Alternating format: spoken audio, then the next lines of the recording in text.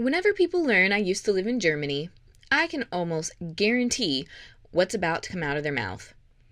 Number one, if they don't already know that I studied German, they ask if I was in the military. And number two, no matter who they are, they ask, so, what was life like in Germany? This question may seem innocent enough, but a little unpacking complicates things a bit. Nobody asks, what was life like in Germany as an American? Or what was life like in Germany as a woman? Or what was life like in Germany as a non-native speaker? And the big one that no one asks is, what was life like in Germany as a white person? They certainly don't ask me what life is like in Germany for poor people, or people with developmental disabilities, or for people of color, or for first or second generation immigrants, or for refugees. In fact, if the subject of the refugee crisis in Germany does come up, it's usually in relation to what it was like for me, not those who've had to flee from famine, war, and for many, the utter destruction of their homelands. The assumption is that there's one easily executable answer to the question, what's life like in Germany? When that's far from the truth. It's not, of course, an unreasonable assumption considering, for example, that most of the stereotypes about German culture revolve around white men and phallic-shaped foods, or barmaids dressed in revealing traditional clothing and slinging beer to rowdy crowds of, you guessed it, white people. Even a look at what many still consider the German canon reveals that not only are there significantly more men than women on the list, but that until the 21st century, there are more men named Johann or some variation thereof alone than there are women. The earliest female author widely considered to be part of the canon is the mystic poet Mechthild of Magdeburg, who lived from 1210 to 1282. But then it takes another 500 years after her death until Annette von Droste-Hülshoff, born in 1797, is added to the list after she writes Die Judenbuche, which is considered by many to be one of the first murder mysteries written. And let's not even talk about people of color in the canon. No, wait. Actually, let's do just that. Personal anecdote warning ahead.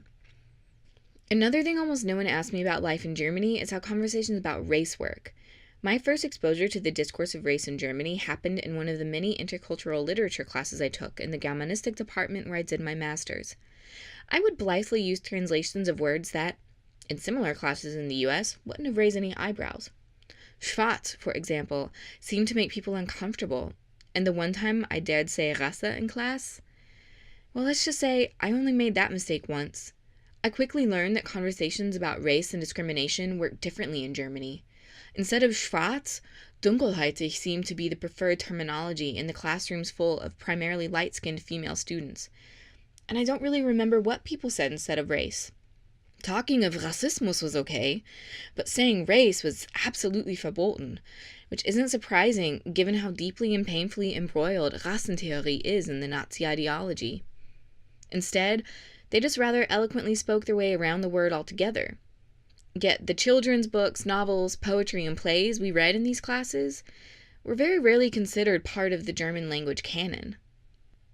Canons change and evolve over time, and the German canon is no different.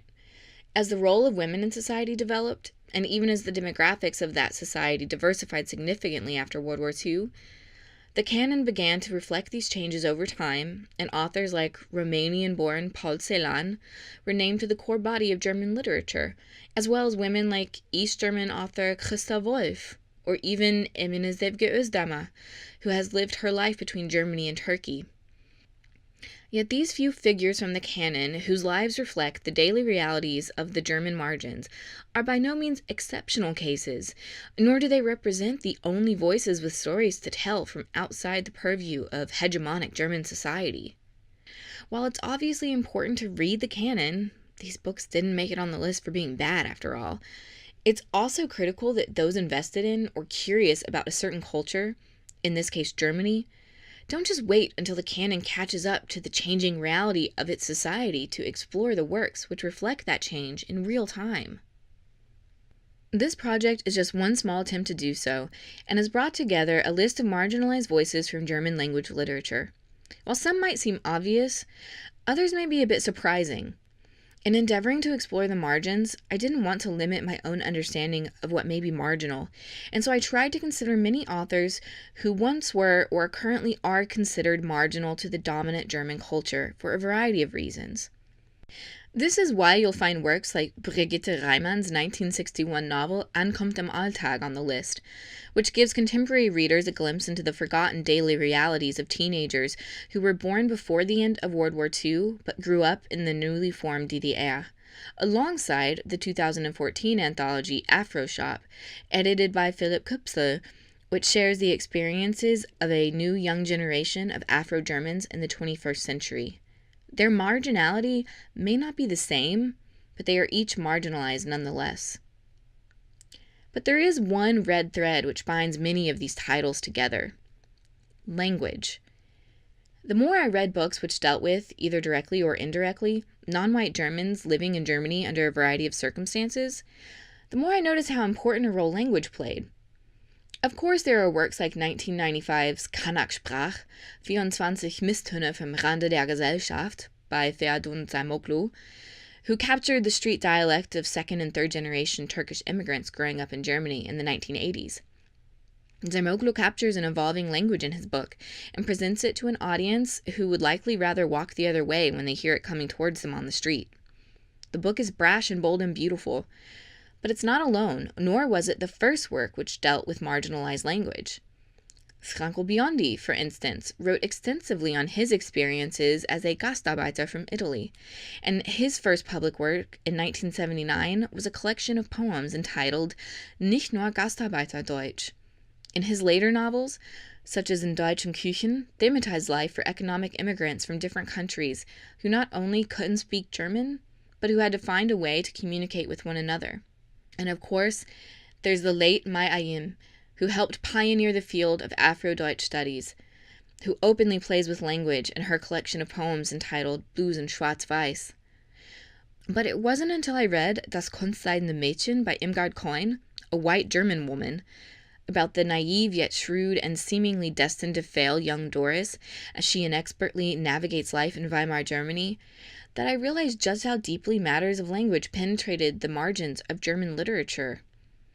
Even Doris, an attractive white woman, felt the sting of insignificant language when she heard the uncultured dialect of her lower-class parents, and then proudly writes in her diary how happy she is to speak High German.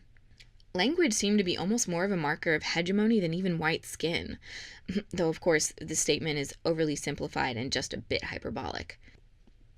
As such, problems surrounding language are a common motif of many of the works in this project, which as a whole is my attempt to give a platform to some of the answers to the questions, what's life like in Germany, that I cannot give on my own. Here you'll find a number of resources that informed my journey through the margins, but this project is by no means exhaustive, nor is it meant to be. It's merely an introduction to just a few of the marginalized voices speaking their truth, as well as brief introductions to scholars whose works can offer productive ways of thinking and contextualizing marginal literature on a larger scale. Explore the various pages and links provided, but please, don't stop here. Listen to the marginalized voices of German literature and follow their call, wherever it may lead you.